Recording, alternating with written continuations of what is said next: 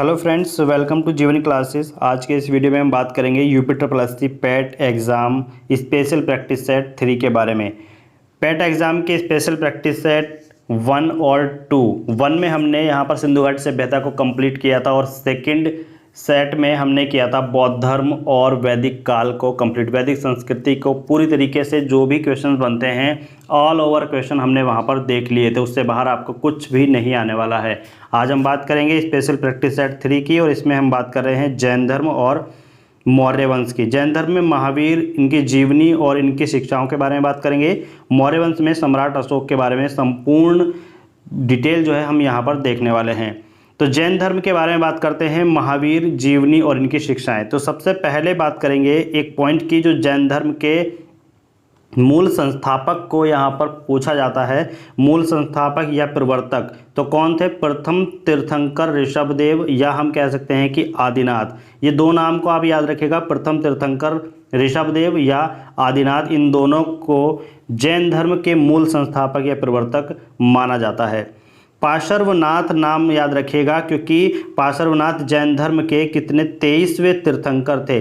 Question आ जाता है कि पार्श्वनाथ जैन धर्म के 23वें तीर्थंकर थे, तो इसमें से क्वेश्चन बन जाता है कि 23वें तीर्थंकर जैन धर्म के कौन थे। तो आपको नाम याद रखना है पार्श्वनाथ। या ऐसा क्वेश्चन बनता है कि पार्श्वनाथ जैन धर्म के कौन से तीर्थंकर थे, तो ये थे 23वें तीर्थंकर, याद रखिए। और इनका जन्म जो हुआ था वो वाराणसी में हुआ था। इस जो डिटेल को आप याद रखिएगा, इनका जन्म वाराणसी में और महावीर स्वामी से 250 वर्ष पहले 850 ईसा पूर्व में हुआ था। याद रखिए 850 ईसा पूर्व में, ठीक है। महावीर स्वामी का जन्म जो है वो कुंडग्राम को हम कुंडलपुर भी बोलते हैं। कुंडग्राम को कुंडलपुर, तो कुंडग्राम आए या फिर कुंडलपुर आए, दोनों ही महावीर स्वामी जी के जन्म का स्थान है। और ये कहाँ पर है? ये वैशाली के निकट है। लगभग 599 ईसा पूर्व में हुआ था। महावीर स्वामी का जन्म 599 ईसा पूर्व लगभग माना जाता है। और इनका जन्म जो है कुंडग्राम यानी कि कुंडलपुर वैशाली के निकट हुआ था। इसको याद रखिएगा। अब बात करते हैं कि महावीर की जो माता थी वो कौन थी। उनका नाम था त्रिशला। त्रिशला जो है वो वैशाली के लिच्छवी गणराज्य के प्रमुख चेटक की बहन थी, ठीक है। और इनके पिता जो है वो सिद्धार्थ ज्ञात्रक क्षत्रियों के संघ के प्रधान थे। यानी कि उनका जो एक समूह था, संघ चला रहे थे, उनके वो प्रधान थे, उनके नेता थे। अब देखिए उनके बड़े भाई का नाम क्या था? नंदीवर्धन। याद रखिएगा, महावीर स्वामी जो थे उनके बड़े भाई का नाम क्या था? नंदीवर्धन था। ये क्वेश्चन काफ़ी बार आता है, इसको इम्पोर्टेंट लिख लीजिएगा। अब देखिए भगवान महावीर की जो पत्नी थी उनका नाम क्या था? यशोदा। क्या नाम था? यशोदा था। और उनसे प्रियदर्शना नामक एक पुत्री का जन्म हुआ था, उत्पन्न हुई थी। अब देखिए भगवान महावीर जी की पत्नी का नाम यशोदा और उनकी पुत्री का नाम क्या था? उनकी पुत्री का नाम था प्रियदर्शना, ठीक है। तो इन दोनों नामों को याद रखिए। पत्नी का नाम यशोदा था और उनकी जो लड़की थी वो नाम था उनका प्रियदर्शना।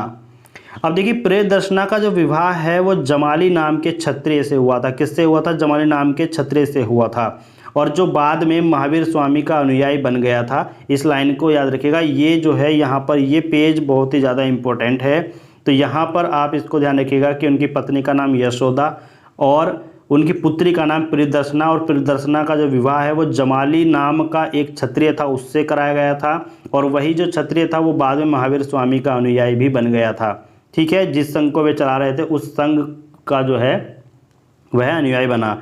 जमाली उनका जो है वो प्रथम शिष्य था, यानी कि जो उनका प्रथम शिष्य था वही जमाली था, जिनकी पुत्री उनसे विवाह कराई गई थी।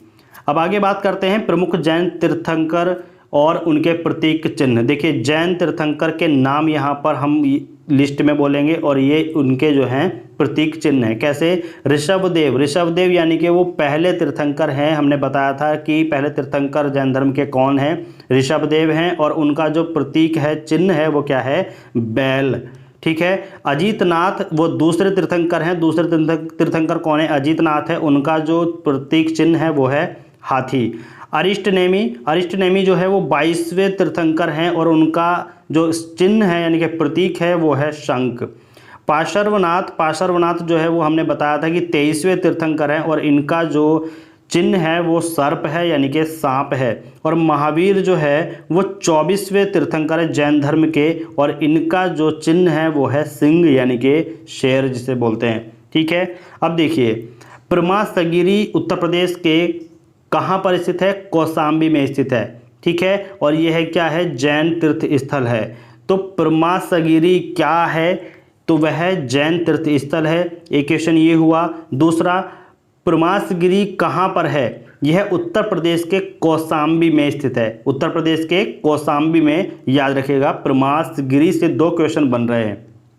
उसके बाद जब कौशाम्बी का जिक्र हुआ तो कौशाम्बी से भी क्वेश्चन बनता है कि कौशाम्बी का प्रभासगिरी स्थल 6वें जैन तीर्थंकर जो पद्म प्रभु से संबंधित है। अब देखिए कौशाम्बी का जो प्रभासगिरी स्थल है वो 6वें जैन तीर्थंकर पद्म प्रभु। ठीक है, पद्म प्रभु को याद रखिए, ये 6वें जैन तीर्थंकर हैं पद्म प्रभु, और यही कौशाम्बी का प्रभासगिरी जो स्थल है इन्हीं से संबंधित है, इन्हीं को यहाँ पर स्थापित बताया जाता है। आगे है जैन धर्म में पूर्ण ज्ञान के लिए केवल्य शब्द का प्रयोग किया जाता है, यानी कि जिसको पूर्ण ज्ञान हो जाता है उसके लिए केवल्य शब्द का प्रयोग किया जाता है। तो ये क्वेश्चन यहाँ से बनता है कि जैन धर्म में पूर्ण ज्ञान के लिए कौन सा शब्द यूज किया जाता है? तो वह है केवल्य शब्द का प्रयोग करते हैं। आगे नेक्स्ट क्वेश्चन बनेगा, महावीर स्वामी को 12 वर्षों की कठोर तपस्या तथा साधना के पश्चात जरमिक ग्राम के समीप ऋजुपालिका नदी के तट पर 1 साल वृक्ष के नीचे केवल्य का मतलब हमने बताया था कि पूर्ण ज्ञान के लिए उसको प्रयोग किया जाता है, प्राप्त हुआ था। तो महावीर स्वामी को पूर्ण ज्ञान कहाँ पर, कब, कितने वर्षों के बाद प्राप्त हुआ था, ये क्वेश्चन यहाँ पे बनता है। तो उनको 12 वर्षों की कठोर तपस्या के बाद क्या हुआ था? जरमिक ग्राम के समीप, कौन सा ग्राम था? जरमिक ग्राम के समीप ऋजुपालिका नदी के तट पर, कौन सी नदी थी? ऋजुपालिका नदी थी, उसके तट पर, और कितने साल, यानी कि 1 साल के वृक्ष, जो साल के पेड़ होते हैं उसके नीचे केवल्य यानी कि पूर्ण ज्ञान उनको प्राप्त हुआ था, और इसके फलतः वे केवलीन कहलाए। यानी कि केवल्य शब्द का जो प्रयोग होता है वो होता है पूर्ण ज्ञान के लिए, और इसीलिए महावीर स्वामी को कहा गया केवलीन। ठीक है, उनको केवलीन कहा गया। अब यहाँ पर जैन धर्म में मोक्ष के लिए 3 साधन बताए गए थे। कौन कौन से? एक तो है सम्यक दर्शन, दूसरा है सम्यक चरित्र, और तीसरा है सम्यक ज्ञान। तो जैन धर्म के मोक्ष के लिए 3 साधन कौन कौन से हैं जो आवश्यक बताए गए थे? वो है सम्यक दर्शन, सम्यक चरित्र और सम्यक ज्ञान। इन तीनों को आप याद रखिएगा। नेक्स्ट में हम देखते हैं कि जैन धर्म में पंच महाव्रत अहिंसा और सत्य, ब्रह्मचार्य, अस्तेय एवं अपरिग्रह की व्यवस्था की गई। ये लाइन आपको याद रख लेनी है कि जैन धर्म में पंच महाव्रत। अब पंच महाव्रत कौन कौन से हैं? अहिंसा एक, दूसरा है सत्य, तीसरा है ब्रह्मचार्य, और चौथा है अस्तेय, और 5वां है अपरिग्रह। तो जैन धर्म के ये पंच महाव्रत हैं। ठीक है, याद रखिएगा, पंच महाव्रत अहिंसा, सत्य, ब्रह्मचर्य, अस्तेय और अपरिग्रह। ठीक, जैन धर्म में गृहस्थों के लिए पंच महाव्रत अणुव्रत के रूप में व्यवहृत हुआ था। ठीक है, अहिंसा जैन धर्म का आधारभूत बिंदु है। अब यहाँ पर ये लाइन जो है आपको याद रखनी है कि अहिंसा जो है जैन धर्म का आधार बिंदु था। और महावीर स्वामी जैन धर्म के कौन से तीर्थंकर थे? वो 24वें तीर्थंकर थे। कौन से? 24 में 24 तीर्थंकर। ठीक है, 24वें तीर्थंकर कौन थे जैन धर्म के? वो थे महावीर स्वामी। ये क्वेश्चन बन सकता है। अब यहाँ पर जैन संगीतियाँ के बारे में बात करेंगे। जैन संगीतियाँ यानी कि संगीति, प्रथम संगीति वर्ष 310 ईसा पूर्व, और स्थल कौन सा था? पाटलिपुत्र, और उसके अध्यक्ष थे स्थूलभद्र। याद रखिएगा, प्रथम संगीति 310 ईसा पूर्व और स्थल पे हुई थी पाटलिपुत्र पे, और अध्यक्ष कौन थे? स्थूलभद्र। द्वितीय संगीति जो हुई थी वो 6ठी शताब्दी में हुई थी, और इनका जो स्थल है वो है गुजरात यानी कि बल्लभी गुजरात, और इनके अध्यक्ष थे क्षमा श्रवण। कौन थे? क्षमा श्रवण। अब देखिए 14 पूर्वो यानी कि पूर्वी प्राचीनतम जैन ग्रंथ है। 14 जो है वो प्राचीनतम जैन ग्रंथ है। तो जैन ग्रंथ यानी कि प्राचीनतम जैन ग्रंथ कौन सा है? तो प्राचीनतम जैन ग्रंथ हम देखते हैं यहाँ पर 14 पूर्वो, ठीक है, याद रखिएगा 14 पूर्वो यानी कि पूर्वी प्राचीनतम जैन ग्रंथ माना जाता है। इसको नाम को याद रखिएगा 14 पूर्वो, ठीक है। अब देखिए 12 अंगों में जैन सिद्धांतों का संकलन प्रथम जैन सभा में किया गया। अब यहाँ पर हम ये क्वेश्चन इस तरीके से बना सकते हैं कि 12 अंगों में जैन सिद्धांतों का संकलन किस सभा में किया गया, तो प्रथम जैन सभा में 12 अंगों में जैन सिद्धांतों का संकलन किया गया था। अब आगे है कि प्राय सभी प्रारंभिक धार्मिक जैन साहित्य प्राकृत की विशिष्ट शाखा अर्धमागधी में लिखा गया था, ठीक है, इस लाइन को आप याद रखिएगा। आगे है आचारंग सूत्र। आचारंग सूत्र, सूत्र कृतांक और वृहत कल्प सूत्र आरंभिक जैन साहित्य का भाग है। ये तीनों को आप याद रखिएगा कि तीनों जो है ये आरंभिक जैन साहित्य के भाग हैं। कौन कौन? आचारांग सूत्र, सूत्र कृतांक और वृहत कल्प सूत्र आरंभिक जैन के साहित्य का भाग हैं। 16 महाजनपद और उनकी राजधानियों के बारे में बात करेंगे। यहाँ से अगर 16 जनपद और राजधानियाँ हैं तो 16 के 16 क्वेश्चन यहाँ से बनने के चांसेस हो सकते हैं। तो इस जो जनपद और ये महाजनपद और राजधानी है इनको ध्यान से पढ़िएगा। महाजनपद का नाम है अंग और राजधानी इसकी चंपा, ठीक है। तो याद रखिएगा कि अंग को चंपा से रिलेट करना है। मगध जो महाजनपद था उसकी राजधानी थी गिरिब्रज यानी कि राजगृह। मगध की राजधानी राजगृह या हम बोल सकते हैं गिरिब्रज। तो राजगृह अगर आपको ऑप्शन में दिखेगा तो राजगृह को टिक कीजिएगा, और गिरिब्रज अगर आपको ऑप्शन में दिखेगा तो गिरिब्रज को टिक कीजिएगा, मगध की राजधानी। काशी की राजधानी, काशी जो महाजनपद है उसकी राजधानी कहाँ है? वाराणसी, काशी वाराणसी। महाजनपद वत्स, राजधानी कौशाम्बी। वत्स महाजनपद की राजधानी कहाँ पर? कौशाम्बी। वज्जी महाजनपद की राजधानी वैशाली। कौशल महाजनपद की राजधानी साकेत या फिर हम बोल सकते हैं कि श्रावस्ती, ठीक है। श्रावस्ती या फिर साकेत कौशल जनपद की राजधानी है, ठीक है। अब अवंती महाजनपद है उसकी राजधानी है उज्जैन महिष्मती। उज्जैन या फिर महेशमती। अवंती जो महाजनपद है उसकी राजधानी है मल्ल देश यानी कि मल्ल महाजनपद जो है उसकी राजधानी है मल्ल देश की राजधानी कुशीनगर या फिर हम बोल सकते हैं पावा। कुशीनगर और पावा ये दो राजधानियां थी। पांचाल महाजनपद की राजधानी अहिच्छत्र या फिर हम बोल सकते हैं काम्पिल्य। अहिच्छत्र या फिर काम्पिल्य दोनों यहाँ पर बताई गई हैं पांचाल महाजनपद की राजधानी। अब देखिए चेदी महाजनपद की राजधानी सोथित्ती। क्या नाम है? सोथित्थी है, इसको याद रखिएगा। तो मोस्ट इम्पोर्टेंट है यहाँ से सारे के सारे क्वेश्चंस यहाँ पर कंप्लीटली 16 क्वेश्चन के बनने के चांसेस हैं, और यहाँ से 3-4 क्वेश्चन आपको ज़रूर उठाने को मिलेंगे। तो वहाँ से आप अगर 3-4 नंबर को आप खींच लेते हैं तो आपके जो है नंबर में परसेंटाइल इंक्रीमेंट हो जाएगा। कुरु जनपद क्षेत्र की राजधानी इंद्रप्रस्थ बताई गई। मत्स्य विराटनगर। कंबोज की राजधानी है हाटक या फिर हम बोल सकते हैं राजापुर। सूरसेन की राजधानी मथुरा। अश्मक महाजनपद की राजधानी पोटिल या फिर पोतन। पोटिल और पोतन बोल सकते हैं। गांधार महाजनपद है उसकी राजधानी तक्षशिला, ये आप कभी नहीं भूलोगे। गांधार जनपद तक्षशिला याद रखिएगा। आगे है कि चंद्रगुप्त मौर्य के शासनकाल में जो पाटलिपुत्र में प्रथम जैन सम्मेलन आयोजित किया गया था जिसमें श्वेतांबर आगम का संपादन किया गया था, ठीक है। तो याद रखिएगा कि चंद्रगुप्त शासन काल में पाटलिपुत्र में प्रथम जैन सम्मेलन हुआ था। तो यहाँ से क्वेश्चन कैसे बनता है कि प्रथम जैन सम्मेलन आयोजित कहाँ किया गया था और किसके काल में किया गया था? तो प्रथम जैन सम्मेलन आयोजित किया गया था पाटलिपुत्र में, और चंद्रगुप्त मौर्य के शासन काल में यह आयोजित किया गया था प्रथम जैन सम्मेलन। और इसमें आगम संपादक कौन थे? आगम संपादक थे श्वेतांबर। कौन थे? श्वेतांबर, याद रखिए। आगे क्वेश्चन बनता है कि अशोक तथा उसके पौत्र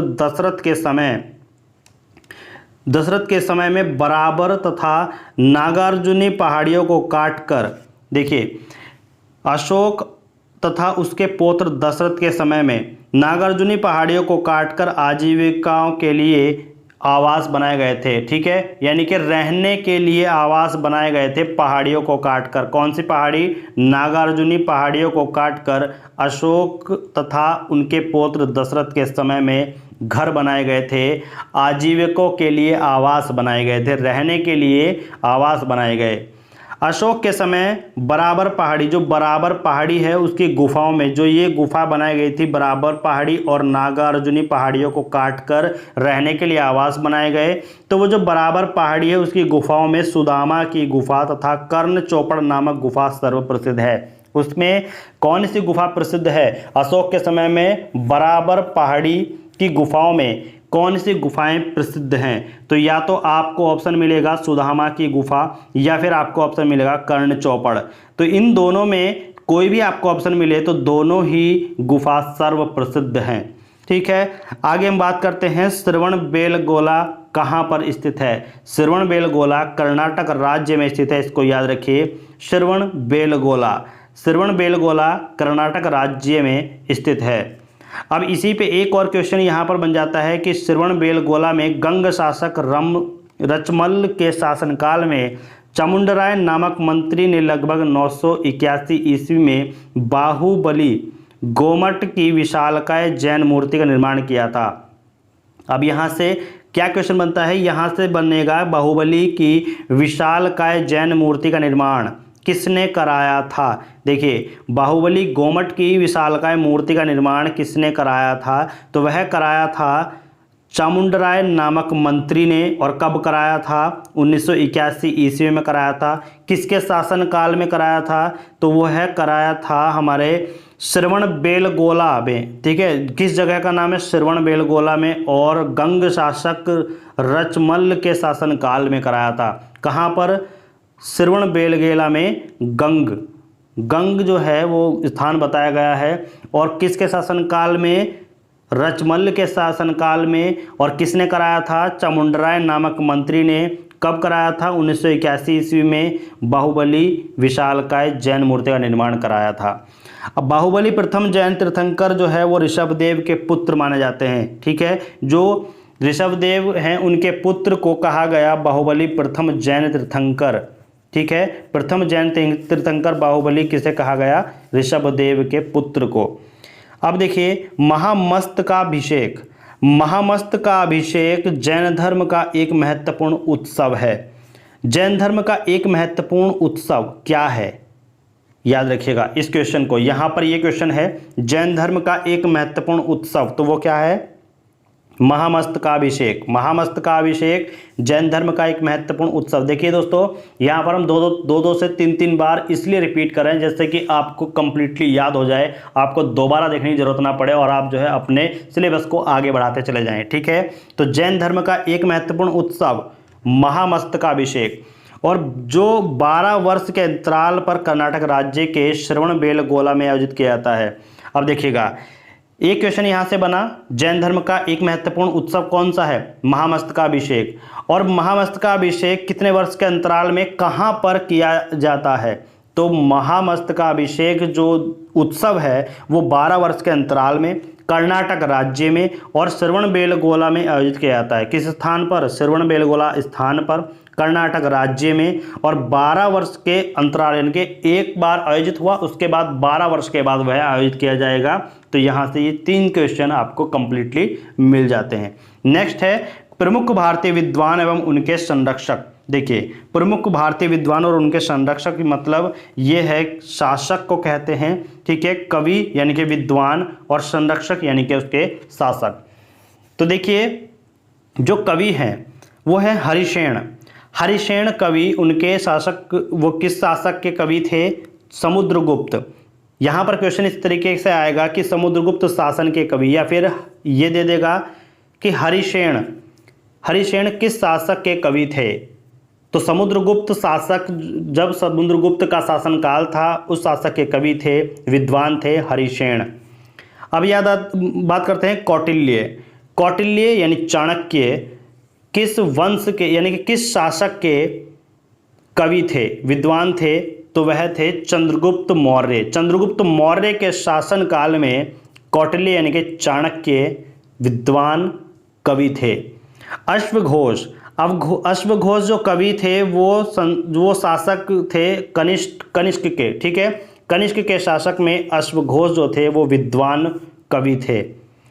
अब देखिए, कनिष्क के ही शासन में नागार्जुन और कनिष्क के शासन में चरक, ठीक है, ये भी विद्वान कवि माने जाते थे।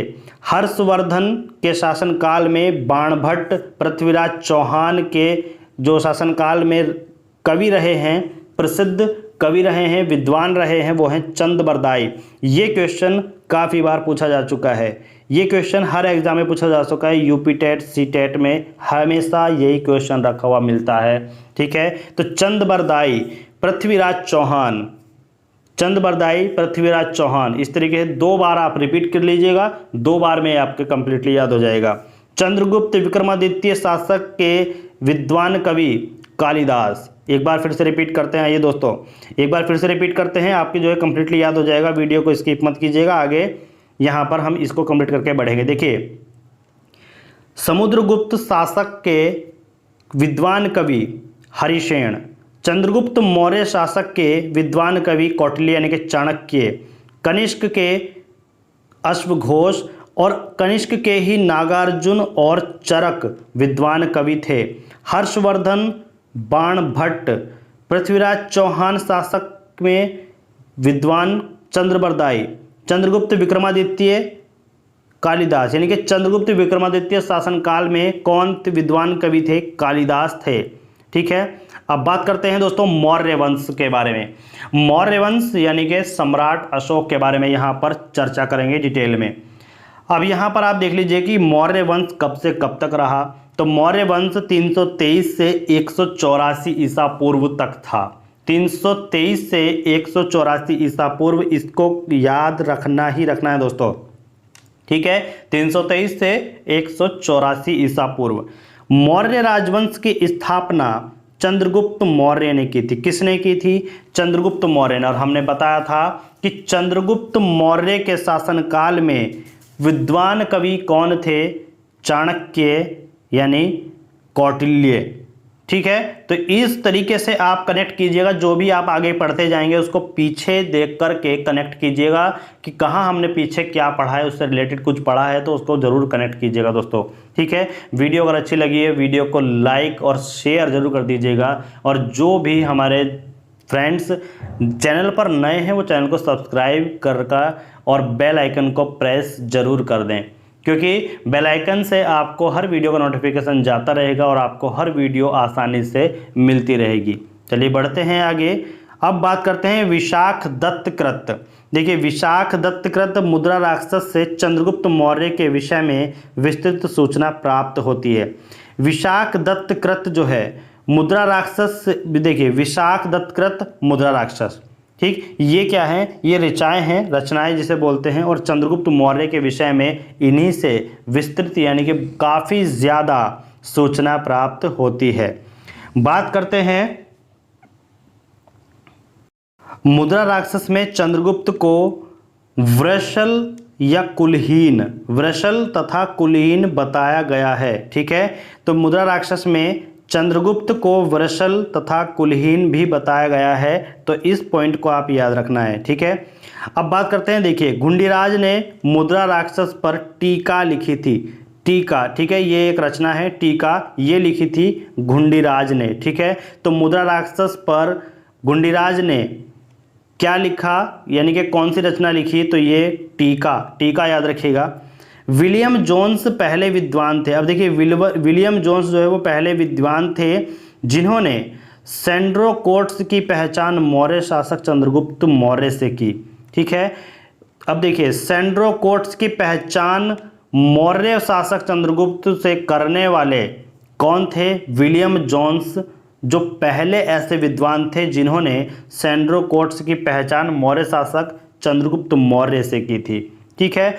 एरियन तथा प्लूटार्क ने चंद्रगुप्त मौर्य को एंड्रोकोट्स के रूप में वर्णित किया है, यानी कि उन्होंने एंड्रोकोट्स के तरीके से एंड्रोकोट्स के रूप में उनको देखा और उनको जो है वर्णित किया, अपने तरीके से उनको जो है उनका वर्णन किया। अब बात करते हैं प्रमुख भारतीय शासक तथा उनकी उपाधियां। प्रमुख भारतीय शासक और उनकी उपाधियों के बारे में बात करते हैं तो भारतीय शासकों के नाम हमने यहाँ पर लिखे हुए हैं और भारतीय शासक देखिए यहाँ पर ये भारतीय शासक नहीं है, ये है उपाधियाँ, ठीक है। यहाँ पर ये उपाधियाँ हैं, ठीक है, और ये है यहाँ पर भारतीय शासक। तो देखिए बिंदुसार, बिंदुसार के उपाधि है अमित्रघात। क्या है? अमित्रघात। अशोक, इनकी उपाधि है देवनागप्रिय और प्रियदर्शी, देवनागप्रिय और प्रियदर्शी। समुद्रगुप्त की उपाधि कृतांत परशु बताई जाती है और चंद्रगुप्त प्रथम की जो उपाधि है वो बताई जाती है महाराजा धीराज। चंद्रगुप्त प्रथम महाराजा धीराज उपाधि से संबंधित है। चंद्रगुप्त द्वितीय किस उपाधि से जो संबंधित है वो है विक्रमादित्य। हर्षवर्धन किस उपाधि से संबंधित है? शिलादित्य। और कनिष्क संबंधित है देवपुत्र, ठीक है, याद रखिएगा, कनिष्क देवपुत्र से संबंधित माने जाते हैं। आगे हम बात करते हैं जस्टिसनेस सेंड्रोकोट्स यानी कि चंद्रगुप्त मौर्य। सेंड्रोकोट्स को ही चंद्रगुप्त मौर्य कहा गया, ठीक है। जस्टिन हैं उन्होंने सेंड्रोकोट्स यानी कि चंद्रगुप्त मौर्य और सिकंदर महान की भेंट का उल्लेख भी इसमें किया है। कौटिल्य यानी कि चाणक्य द्वारा मौर्य काल में रचित अर्थशास्त्र, अब देखिए चाणक्य द्वारा अर्थशास्त्र की रचना हुई और किस काल में हुई? मौर्य काल में। याद रखिएगा, यहाँ से दोनों क्वेश्चन रिपीट होते हैं।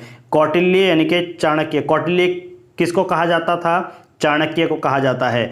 और उन्होंने क्या किस शास्त्र की रचना की? अर्थशास्त्र की रचना की। और किस काल में की? मौर्य काल में की थी, ठीक है। अब देखिए अर्थशास्त्र शासन के सिद्धांतों की पुस्तक जो है वो लिखी हुई है। अर्थशास्त्र में कितने अभिकरण हैं? तो याद रखिए संख्या को, 15 अभिकरण है, याद रखिएगा 15 अभिकरण। और अर्थशास्त्र किसने लिखी? कौटिल्य यानी कि चाणक्य ने। किस काल में? मौर्य काल में। अर्थशास्त्र में राज्य की जो सप्तांग सिद्धांत राजा हैं वो कौन है? देखिए अर्थशास्त्र में राज्य के सप्तांग सिद्धांत, पहला राजा, दूसरा अमात्य, तीसरा जनपद, चौथा है दुर्ग, पांचवा है कोष, छठा है दंड और फिर है मित्र। इनकी सर्वप्रथम व्याख्या मिलती है किसमें? अर्थशास्त्र में। तो अर्थशास्त्र में राज्य के सप्तांग सिद्धांत राजा, अमात्य, जनपद, दुर्ग, कोष, दंड और मित्र, इनकी सबसे पहले सर्वप्रथम व्याख्या हमें देखने को मिलती है। बिहार में जो पटना है उसी को हम क्या बोलते हैं? पाटलिपुत्र। उसके समीप बुलंदी बाग और कुग्रहार की जो कुग्रहार में की गई खुदाई है उससे मौर्य काल के लकड़ी के विशाल भवनों के अवशेष प्रकाश में आए हैं, सामने आए हैं, ठीक है। तो पटना यानी कि पाटलिपुत्र कहाँ पर है? बिहार में। पटना को पाटलिपुत्र बोला जाता है, ठीक है। पहले पाटलिपुत्र था, अब क्या है? पटना। उसके समीप में बुलंदी बाग एवं कुग्रहार में की गई जो खुदाई थी वो मौर्य काल के लकड़ी के विशाल भवनों के अवशेष वहां पर दिखाती है। अब बात करते हैं प्रमुख राजवंश संस्थापक और उनकी राजधानियां। देखिए हर्यक वंश जो है उनके संस्थापक थे बिंबिसार और उनकी राजधानी राजगृह। मौर्य वंश के संस्थापक चंद्रगुप्त और मौर्य वंश की राजधानी पाटलिपुत्र, ठीक है। शुंग वंश, इसके संस्थापक थे पुष्यमित्र शुंग और राजधानी पाटलिपुत्र। सातवाहन के जो संस्थापक थे वो हैं सिमुक और उनकी राजधानी प्रतिष्ठान। गुप्त वंश के संस्थापक श्री गुप्त और राजधानी पाटलिपुत्र। वर्धन वंश के संस्थापक पुष्यभूति, राजधानी थानेश्वर। गहड़वाल संस्थापक चंद्रदेव, राजधानी कन्नौज। पल्लव वंश संस्थापक श्री सिंह विष्णु और राजधानी कांचीपुरम। राष्ट्रकूट के संस्थापक दंती दुर्ग और राजधानी है मान्यखेट। इन सभी को आप याद रखिएगा, एक नज़र इन पर सही तरीके से दोबारा से आप रिपीट करके एक नज़र डालिएगा, आपको यह कंप्लीटली याद हो जाएगी। ऐसे रटनी नहीं है, याद नहीं करनी है, बस आपको ध्यान रखना है केवल कि जैसे कि आप ऑप्शन देखें, ऑप्शन को देखते ही आप जो है क्लिक कर जाएं कि हाँ हमने ये वहाँ पर देखा था, ये वहाँ पर पढ़ा था। ठीक है, आगे बात करते हैं। चंद्रगुप्त मौर्य में दक्षिण भारत की विजय प्राप्त हुई थी। ठीक है, चंद्रगुप्त मौर्य ने दक्षिण भारत की विजय प्राप्त की थी। अब याद रखिएगा, चंद्रगुप्त मौर्य ने विजय प्राप्त की थी तो कौन सी विजय प्राप्त की थी? दक्षिण भारत की विजय प्राप्त की थी। ठीक है, जैन एवं तमिल साक्ष्य भी चंद्रगुप्त मौर्य की दक्षिण विजय की पुष्टि करते हैं। इनकी पुष्टि कौन करते हैं? जो दक्षिण भारत की विजय प्राप्त की थी चंद्रगुप्त ने, उसकी पुष्टि करते हैं जैन एवं तमिल के साक्ष्य। ठीक है, चंद्रगुप्त मौर्य ने सिकंदर के साम्राज्य में पूर्वी भाग के शासक सेल्यूकस की आक्रमणकारी सेना को 305 ईसा पूर्व में परास्त किया था। अब देखिए, 305 ईसा पूर्व में चंद्रगुप्त मौर्य ने सिकंदर के साम्राज्य के पूर्वी भाग के किस शासक की सेना को परास्त किया था? तो वह शासक था सेल्यूकस। ठीक है, सेल्यूकस शासक था। चंद्रगुप्त मौर्य ने 305 ईस्वी में उसकी आक्रमणी सेना को परास्त किया था। वह सिकंदर के साम्राज्य के पूर्वी भाग के शासक थे। 269 ईसा पूर्व के लगभग अशोक का राज्याभिषेक हुआ। 269 ईसा पूर्व बताया जाता है कि अशोक का राज्याभिषेक कब हुआ था? 269 ईसा पूर्व। अशोक के अभिलेखों में सर्वत्र उसे देवनामप्रिय, ठीक है, याद रखिए, देवनामप्रिय यानी कि देवनाम प्रियदर्शी कहा जाता है। अशोक के अभिलेखों में सर्वप्रथम उसे क्या कहा गया? देवनामप्रिय, जिसको हम कहते हैं देवनाम प्रियदर्शी। तो ये कहा गया था, जिसका अर्थ यहाँ पर बताया गया है देवताओं का प्रिय या फिर देखने में सुंदर, उसे हम बोलते हैं देवनाम प्रियदर्शी। पुराणों में उसे अशोक वर्धन भी कहा गया है, यानी कि अशोक के अभिलेखों में कहा गया कि देवनाम प्रिय मतलब होता है देवनाम प्रियदर्शी। इसका अर्थ निकलता है देवताओं का प्रिय या फिर देखने में सुंदर, और पुराणों में उसे कहा गया अशोक वर्धन। ठीक है, इन क्वेश्चनों को यहाँ पर इन पॉइंट से कनेक्ट करते हुए देखते हुए चलिएगा। नेक्स्ट है, दशरथ भी अशोक की तरह देवनामप्रिय की उपाधि धारण करता था। मतलब जो अशोक को देवनामप्रिय यानी कि देवताओं की तरह और दिखने में सुंदर, और यहाँ पर कहा गया था कि अशोक वर्धन, तो उसी तरीके से दशरथ भी अशोक की तरह यह उपाधि धारण करता था। अशोक के अभिलेखों में रज्जुक नामक अधिकारी का उल्लेख मिलता है। अब देखिए, अशोक के अभिलेखों में किस नामक अधिकारी का उल्लेख मिलता है? किस अधिकारी का उल्लेख मिलता है दोस्तों? रज्जुक याद रखिएगा, रज्जुक नाम याद रखिएगा। ठीक है, अब रज्जुकों की स्थिति जो है वो आधुनिक जिलाधिकारी जैसी थी। जैसे अब जिलाधिकारी होते हैं, उसी तरीके से उस समय पर रज्जुक नामक अधिकारी को रखा जाता था, जिसे राजस्व तथा न्याय दोनों क्षेत्रों में अधिकार प्राप्त थे। मौर्य काल में व्यापारिक काफिलों यानी कि व्यापारिक का जो कारवां होता था उसको सार्थवाह की संज्ञा दी जाती थी। क्या कहा जाता था? सार्थवाह। और सारनाथ स्तंभ का निर्माण किसने कराया था? अशोक ने कराया था। याद रखिएगा इसे, सारनाथ स्तंभ का निर्माण अशोक ने कराया था। और सारनाथ यही वह जगह है जहाँ पर गौतम बुद्ध ने अपना शरीर त्यागा था, और जब शरीर त्यागते हैं तो बौद्ध धर्म में कहा जाता है महापरिनिर्वाण। ठीक है, आइए आगे। बौद्ध धर्म ग्रहण करने के उपरांत अशोक ने आखेट तथा बिहार यात्राएं रोक दी। ठीक है, तो बौद्ध धर्म ग्रहण करने के उपरांत अशोक ने किन यात्राओं को रोक दिया? तो आखेट याद रखिएगा और बिहार याद रखिएगा। आखेट और बिहार की यात्राओं को रोक दिया था और उनके स्थान पर धर्म यात्राएं प्रारंभ कर दी थी। याद रखिएगा इस चीज़ को। इतिहासकार विसेंट आर्थर स्मिथ ने अपनी पुस्तक, कौन सी पुस्तक है? Indian legend of Ashok. देखिए, इंडियन लीजेंड ऑफ अशोक किसकी पुस्तक है? विसेंट आर्थर स्मिथ की पुस्तक है। उन्होंने साहित्यिक साक्ष्यों के आधार पर उपगुप्त के साथ अशोक की धम्म यात्राओं का क्रम इस प्रकार दिया है। धम्म यात्रा का क्रम याद रखिएगा, लुम्बिनी, कपिलवस्तु, बोध गया, सारनाथ, कुशीनगर और श्रावस्ती। तो यहाँ पर इंडियन लीजेंड ऑफ अशोक किसकी पुस्तक है? विसेंट आर्थर स्मिथ की। इसी के आधार पर उपगुप्त के साथ अशोक की जो धम्म यात्राएं हैं उनका क्रम क्या है, तो फर्स्ट नंबर है लुम्बिनी, दूसरा है कपिलवस्तु, तीसरा नंबर बोध गया, चौथा नंबर सारनाथ, पांचवा नंबर आता है कुशीनगर, छठा नंबर आता है श्रावस्ती। इन नंबर को क्रम वाइज याद रखिएगा, लुम्बिनी, कपिलवस्तु, बोध गया, सारनाथ, कुशीनगर और श्रावस्ती। आगे कालसी, गिरनार और मेरठ। कालसी, गिरनार और मेरठ के अभिलेख ब्राह्मी लिपि में हैं, याद रखिएगा इनको। कालसी अभिलेख किस लिपि में है, तब भी आप ब्राह्मी लिपि लगाओगे। गिरनार किस लिपि में है, तब भी आप ब्राह्मी लिपि लगाओगे। मेरठ के अभिलेख किस लिपि में है, तब भी आप ब्राह्मी लिपि ही लगाओगे, याद रखिएगा मौर्य वंश के अकॉर्डिंग। अशोक के अभिलेखों का विभाजन जो है वो कितने वर्गों में किया जा सकता है, 3 वर्गों में किया जा सकता है। लेकिन वे 3 वर्ग है कौन कौन से, फर्स्ट है शिलालेख, दूसरा है स्तंभ लेख और तीसरा है गुहा लेख। फर्स्ट शिलालेख, दूसरा स्तंभ लेख और तीसरा है गुहा लेख। अब बात करते हैं अशोक के शिलालेख की। तो प्रथम शिलालेख कौन सा है, पशु बलि की निंदा। क्या है, पशु बलि की निंदा। दूसरा शिलालेख उनका है मनुष्य एवं पशु की चिकित्सा, मनुष्य एवं पशु की चिकित्सा, उनका इलाज।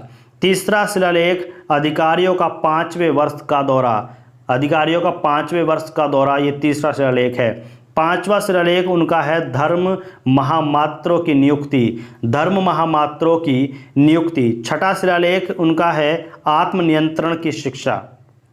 कौन सा है, आत्मनियंत्रण की शिक्षा, छठा शिलालेख है। 11वां शिलालेख की बात करें, धम्म की व्याख्या और 13वां शिलालेख है कलिंग युद्ध का वर्णन। तो इन शिलालेख को याद रखिएगा कि किस तरीके से इन शिलालेख को हम यहाँ पर लिखे हुए हैं। और यहाँ से आप देख रहे होंगे प्रथम, द्वितीय, तृतीय, लेकिन चतुर्थ नहीं है। तो यहाँ पर जो इम्पोर्टेंट है उन्हीं को हमने यहाँ पर दिया हुआ है कि जो जितना यहाँ पर दिया गया आप उतना पढ़ लीजिए, आपको कुछ भी ज़रूरत नहीं है और ज़्यादा पढ़ने की। तो प्रथम शिलालेख पशु बलि निंदा, दूसरा शिलालेख है मनुष्य एवं पशु की चिकित्सा, तीसरा शिलालेख अधिकारियों का 5वें वर्ष का दौरा, 5वां शिलालेख हुआ धर्म महामंत्रों की नियुक्ति, महामंत्रियों की जो नियुक्ति है उनकी बात हो रही है। छठा शिलालेख है आत्म नियंत्रण की शिक्षा, 11वां शिलालेख धर्म की व्याख्या, 13वां शिलालेख हो गया कलिंग युद्ध का वर्णन, उसका विस्तृत वर्णन किया गया था। शिलालेख 14 विभिन्न लेखों का एक समूह है जो 8 भिन्न भिन्न स्थानों से प्राप्त किए गए। अब देखिए यहाँ पर हम बात करते हैं प्रमुख भारतीय दर्शन और उनके संस्थापक। तो प्रमुख भारतीय दर्शन कौन कौन से थे और उनके संस्थापक कौन कौन से थे। फर्स्ट है न्याय दर्शन। न्याय दर्शन के संस्थापक महर्षि गौतम, सांख्य दर्शन के संस्थापक महर्षि कपिल, मीमांसा दर्शन के संस्थापक महर्षि जैमिनी और योग दर्शन के संस्थापक कौन हैं, महर्षि पतंजलि। और वैशेषिक दर्शन के संस्थापक हैं महर्षि कणाद। इनको याद रखिएगा, एक तो योग दर्शन महर्षि पतंजलि, दूसरा है न्याय दर्शन गौतम, ठीक है, यानी महर्षि गौतम, और सांख्य दर्शन महर्षि कपिल, मीमांसा दर्शन महर्षि जैमिनी। ठीक है, तो सबके सामने महर्षि लगा हुआ है तो आपको केवल ये वाला शब्द याद रखना है कि न्याय दर्शन गौतम, सांख्य दर्शन कपिल, मीमांसा दर्शन जैमिनी और योग दर्शन कौन है, पतंजलि, और विशेषिक दर्शन कणाद। तो ये तो आपको याद हो जाएगा कि योग से पतंजलि, इस तरीके से याद कर लीजिएगा। अशोक के अधिकांश अभिलेख प्राकृत भाषा एवं ब्राह्मी लिपि में लिखे गए हैं। अब देखिए अशोक के अधिकांश अभिलेख किस भाषा में लिखे गए हैं, तो वह भाषा है प्राकृत भाषा एवं ब्राह्मी भाषा। इनमें ही उनके अधिकांश जो अभिलेख हैं वो लिखे हुए हैं। केवल 2 अभिलेख जो हैं वो सहबाजगढ़ी और मानसेरा की लिपि ब्राह्मी ने होकर खरोष्टी है।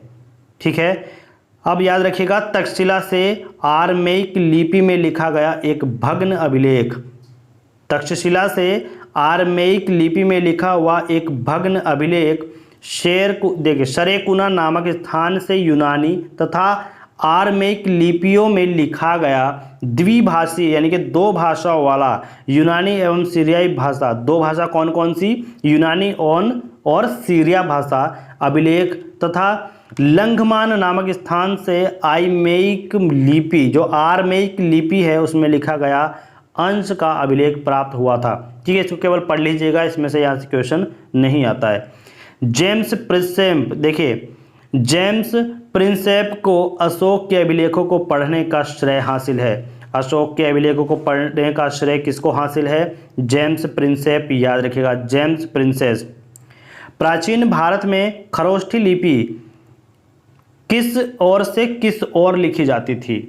तो प्राचीन भारत में खरोष्ठी लिखी दाएं से बाएं, याद रखिएगा दाएं से बाएं लिखी जाती थी, यानी कि इस तरीके से उल्टी लिखी जाती, जैसे हम अब क्या लिखते हैं, लेफ्ट से राइट लिखते हैं, लेकिन जब क्या लिखी जाती थी, दाएं से बाएं, यानी कि इस तरफ उल्टी लिखी जाती थी खरोष्ठी लिपि। ठीक है। अशोक ने अपने राज्याभिषेक के 20वें वर्ष लुम्बिनी यात्रा की। देखिए अशोक ने लुम्बिनी यात्रा अपने राज्याभिषेक के किस वर्ष की? तो 20वें वर्ष लुम्बिनी यात्रा की थी अशोक ने। अशोक ने बुद्ध की जन्मभूमि होने के कारण लुम्बिनी ग्राम का धार्मिक, लुम्बिनी ग्राम था, जो भगवान बुद्ध का जन्म स्थान है, वो धार्मिक कर माफ कर दिया था भू राजस्व। अब देखिए भू राजस्व 1/6 से घटाकर कितना कर दिया था? 1/8 कर दिया था। ठीक है, तो ये याद रखिएगा कि अशोक ने बुद्ध की जन्मभूमि होने के कारण लुम्बिनी ग्राम का धार्मिक, जो क्या कहते हैं कि धार्मिक कर, उसको धार्मिक बना दिया था और उसका भूराज्य 1/6 से घटाकर 1/8 कर दिया था। बस इतना याद रखिए। अशोक के 13वें शिलालेख से कलिंग युद्ध के संदर्भ में स्पष्ट साक्ष्य मिलते हैं। अब याद रखिएगा यहाँ पे कि अशोक के 13वें शिलालेख से किस संदर्भ में साक्ष्य मिलते हैं? कलिंग युद्ध के संदर्भ में। अशोक के दीर्घ शिलालेख सभी संप्रदायों के सार की वृद्धि होने की कामना की गई है तथा धार्मिक सहिष्णुता हेतु उपाय बताए गए हैं। ठीक है, तो यहाँ से क्वेश्चन बनता है, यहाँ से कोई क्वेश्चन नहीं, बस इसको पढ़ के रखिएगा। अशोक के दूसरे और 13वें, देखिए यहाँ से इंपॉर्टेंट क्वेश्चन बन रहे हैं। 13वें से यहाँ भी पर बिना, यहाँ पर भी है। तो अशोक के दूसरे और 13वें शिलालेख में संघ राज्यों चोल, पांड्य, सतीपुक्त, ठीक है, और केरलपुत्र सहित ताम्रपर्णी, जिसको बोला गया है श्रीलंका, इनकी सूचना मिलती है। तो अशोक के दूसरे और 13वें शिलालेख से संघ राज्यों चोल, पांड्य, सतीपुक्त और केरलपुत्र सहित श्रीलंका की सूचना भी उसमें मिलती है। तो यहाँ पर 13वां और दूसरा इंपॉर्टेंट है। मौर्य शासक अशोक के 13वें शिलालेख से यह ज्ञात होता है कि अशोक के 5 यवन राजाओं के साथ मैत्रीपूर्ण संबंध थे, और 5 यवन राजाओं जिनमें अंतियोक यानी कि एंटियोकस सेकंड थियोस सीरिया का शासक था, तुर्मय या तुर्मय, टामेली सेकंड फिलाडेल्फस मिस्र का राजा। अब देखिए सीरिया का शासक कौन था? Antiochus second theos. मिस्र का राजा टोमली सेकंड फिलाडेल्फस। अब बात करते हैं आगे, तो यहाँ पर है मकदूनिया का राजा यानी कि मैसेडोनिया। ठीक है, मैसिडोनिया का राजा कौन था? मैसिडोनिया का राजा था एंटिगोनस गोनातास मैसिडोनिया का राजा, यानी कि मैसिडोनिया, या फिर हम बोल सकते हैं मकदूनिया का राजा। ठीक है, मग साइरीन का शासक अलेक्सुंदर, अलेक्जेंडर एपायरस या एपिरस का राजा कौन था? अलेक्सुंदर। इनको आप याद रखेंगे। मेगास्थनीज सेल्यूकस निकेटर द्वारा चंद्रगुप्त मौर्य की राजसभा में भेजा गया यूनानी राजपूत था। अब देखिए चंद्रगुप्त मौर्य की राजसभा में भेजा गया यूनानी राजपूत कौन था? यहाँ से ये क्वेश्चन निकल के आता है। चंद्रगुप्त मौर्य की राजसभा में भेजा गया यूनानी राजपूत मेगास्थनीज सेल्यूकस निकेटर द्वारा भेजा गया था। तो कौन यूनानी राजपूत था? मेगास्थनीज था। किसके द्वारा भेजा गया था? सेल्यूकस निकेटर के द्वारा भेजा गया था। याद रखिएगा इसे। मेगास्थनीज ने तत्कालीन भारतीय समाज को 7 श्रेणियों में विभाजित किया था। अब एक क्वेश्चन तो पहले यहीं से बन जाता है कि मेगास्थनीज ने तत्कालीन भारत समाज को कितने श्रेणियों में विभाजित किया? 7 श्रेणियों में विभाजित किया। अब वे 7 श्रेणियां कौन कौन सी हैं, इनको आप एक बार पढ़ लीजिए। सबसे पहले नंबर 1 है दार्शनिक, दूसरा है कृषक, तीसरा है पशुपालन, चौथे नंबर पर आता है कारीगर, 5वें नंबर पर योद्धा, 6ठे नंबर पर है निरीक्षक एवं मंत्री। ठीक है, 6ठे नंबर पर निरीक्षक और 7वें नंबर पर है मंत्री। तो याद रखिएगा कि मैगस्थनीज ने तत्कालीन भारत के समाज को 7 श्रेणियों में बांटा था और 7 श्रेणियां दार्शनिक, कृषक, पशुपालक, कारीगर, योद्धा, निरीक्षक, मंत्री, ये सभी हैं। मैगस्थनीज भारतीय समाज में दास प्रथा के प्रचलित होने का उल्लेख नहीं करता है। मैगस्थनीज यानी कि भारतीय समाज में दास प्रथा को नहीं प्रचलित करता है, ये याद रखिएगा। केवल 7 श्रेणी है, दार्शनिक, कृषक, पशुपालक, कारीगर, योद्धा, निरीक्षक और मंत्री। आगे बात करते हैं। अशोक के अभिलेखों में मौर्य साम्राज्य के 5 प्रांतों के नाम मिलते हैं। तो यहाँ पर हम कुछ प्रांत लेते हैं और राजधानी लेते हैं, लेकिन अशोक के अभिलेखों की बात करें तो मौर्य साम्राज्य के केवल 5 ही प्रांत मिलते हैं, लेकिन यहाँ पर 5 से ज़्यादा जो प्रांत हैं उनकी राजधानी, उनके हम नाम यहाँ पर लिखेंगे। लेकिन अशोक के अभिलेखों में मौर्य साम्राज्य के कितने प्रांत मिलते हैं? केवल 5 प्रांत। ठीक है, अब देखिएगा यहाँ पर प्रांत और यहाँ पर राजधानी। तो उत्तरापथ जो है वो राजधानी किसकी? देखिए, उत्तरापथ प्रांत की राजधानी है तक्षशिला। अवंतिरथ जो प्रांत है उसकी राजधानी है उज्जैनी। कलिंग प्रांत की राजधानी तोसली। दक्षिणापथ की राजधानी सुवर्णगिरी और प्राच्य या पूर्वी प्रदेश की राजधानी पाटलिपुत्र बताई जाती है। आगे है भाग एवं बलि प्राचीन भारत में राजस्व के खोत थे। ठीक है, यहां से कोई क्वेश्चन नहीं बना आज तक। मौर्य मंत्रिपरिषद में राजस्व एकत्र करने का कार्य समाहर्ता के द्वारा किया गया था। अंतपाल सीमा रक्षक या सीमावर्ती दुर्गों की देखभाल करता था, जबकि प्रदेश था विषयों या फिर कमिश्नरियों का प्रशासन था। मौर्य युगीन अधिकारी पोतवाध्यक्ष तोलमान का प्रभारी था। पाध्यक्ष वाणिज्य विभाग एवं सुनाध्यक्ष बूचड़ खाने के प्रभारी थे। ठीक है, मौर्य युग में नगरों का प्रशासन नगर पालिकाओं द्वारा चलाया जाता था, जिसका प्रमुख नागरक या फिर पुरमुख्य था। इस स्लाइड से आपको कोई भी क्वेश्चन देखने को जल्दी से नहीं मिलता। आगे बढ़ते हैं। यूनानी लेखकों में बिंदुसार को, यूनानी लेखक जो हैं उन्होंने बिंदुसार को अमित्रोकेटीज कहा है। तो यहाँ पर ये क्वेश्चन सबसे इंपॉर्टेंट है। यूनानी लेखकों ने बिंदुसार को क्या कहा है? तो यूनानी लेखकों के द्वारा बिंदुसार को अमित्रोकेटीज कहा गया। क्या कहा गया? अमित्रोकेटीज। और विद्वानों के अनुसार अमित्रोकेटीज का संस्कृत रूप है अमित्रघात। अमित्रघात का मतलब शत्रुओं का नाश करने वाला, इसको बिंदुसार को कहा गया यूनानी लेखकों के द्वारा। पुष्यमित्र शुंग ने 184 ईसा पूर्व में अंतिम मौर्य शासक बृहद्रथ की हत्या करके शुंग वंश स्थापित कर दिया था। तो याद रखिए, शुंग वंश के संस्थापक पुष्यमित्र शुंग, और कब? 184 ईसा पूर्व में अंतिम मौर्य शासक बृहद्रथ की हत्या करके शुंग वंश का जो है उन्होंने शासन किया, यानी कि शुंग वंश का वहां से शुरुआत हो चुकी थी, स्थापना हो चुकी थी। वायु पुराण के अनुसार अंतिम कण्व शासक सुशर्मा अपने आंध्र जातीय नृत्य शिमुक यानी कि सिंघुत, जो सिंधुत कहलाता है, उसको मार दिया गया था। और गिरनार क्षेत्र में चंद्रगुप्त मौर्य ने सुदर्शन झील खुदवाई। अब याद रखिएगा कि सुदर्शन झील कहाँ पर है? सुदर्शन झील है गिरनार क्षेत्र में। और यह किसने खुदवाई, किसके द्वारा खुदवाई गई? चंद्रगुप्त मौर्य के द्वारा खुदवाई गई। और अशोक ने 3री शताब्दी में इससे नहरों को निकलवा दिया था। याद रखिएगा, गिरनार क्षेत्र में सुदर्शन झील है, उसकी खुदाई चंद्रगुप्त मौर्य ने करवाई। और अशोक ने क्या किया? 3री शताब्दी ईसा पूर्व में इसको नहरों से जोड़ दिया, नहरें इसमें से निकलवा दी थी। शक छत्रप रुद्रदामन, इसने जूनागढ़ अभिलेख में इन दोनों के कार्य का वर्णन किया गया है। यहां से कोई क्वेश्चन नहीं है।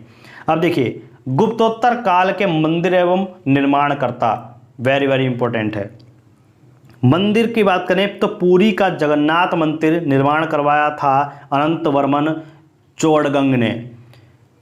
कोणार्क का सूर्य मंदिर का निर्माण नरसिंह देव प्रथम ने करवाया। कंदरिया महादेव का मंदिर धंगदेव चंदेल ने बनवाया था। कैलाश मंदिर एलोरा में कृष्ण प्रथम ने बनवाया। एलिफेंटा की गुहा मंदिर राष्ट्रकूटों ने बनवाया। तट मंदिर मामल्लपुरम नरसिंह वर्मन द्वितीय ने बनवाया। कैलाश मंदिर कांची नरसिंह वर्मन द्वितीय ने बनवाया। बृहदेश्वर मंदिर तंजौर राजराज प्रथम ने बनवाया था। और मुक्तेश्वर मंदिर कांची नंदी वर्मन द्वितीय ने बनवाया था। इनको आप याद रखिएगा, यहाँ से क्वेश्चन आपको 2 से 3 क्वेश्चन जरूर मिलेंगे। बैकुंठ पेरुमाल मंदिर नंदी वर्मन द्वितीय ने ही बनवाया था। और महाबलीपुरम के एकाश्यक रथ नरसिंह वर्मन प्रथम ने बनवाया था। दोस्तों याद रखिएगा इसे। अब बात करते हैं गुप्त वंश की। गुप्त वंश में हम बात करेंगे समुद्रगुप्त और चंद्रगुप्त द्वितीय की, और इसको हम लेकर के चलेंगे नेक्स्ट वीडियो में जो चंद्रगुप्त द्वितीय है और समुद्रगुप्त है, ये गुप्त वंश के शासक हैं। इनको हम यहाँ पर डिटेल में वर्णन करेंगे और इसी के साथ और भी टॉपिक को हम ऐड करके आपके सामने वीडियो को प्रस्तुत करेंगे। Thanks for watching. बहुत बहुत धन्यवाद आपका हमारे साथ जुड़ने के लिए। वीडियो अच्छा लगा हो तो वीडियो को लाइक और शेयर कर दीजिएगा। चैनल को सब्सक्राइब करके बेल आइकन को प्रेस जरूर कर दीजिएगा। मिलते हैं नेक्स्ट वीडियो में। बाय बाय, जय हिंद।